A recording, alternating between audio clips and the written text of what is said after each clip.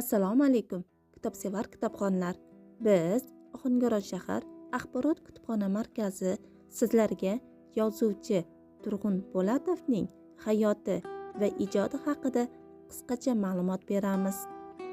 Turg'un Po'lat 1920-yilning 20-noyabr kuni Namangan viloyati Uychi tumani Mash'ad qishlog'i xizmatchi oilasida tavallud topadi.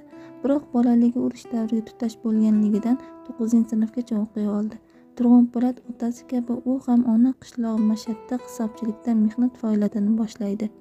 Keyinchalik viloyat qishloq xo'jaligi bankida ishini davom ettirdi.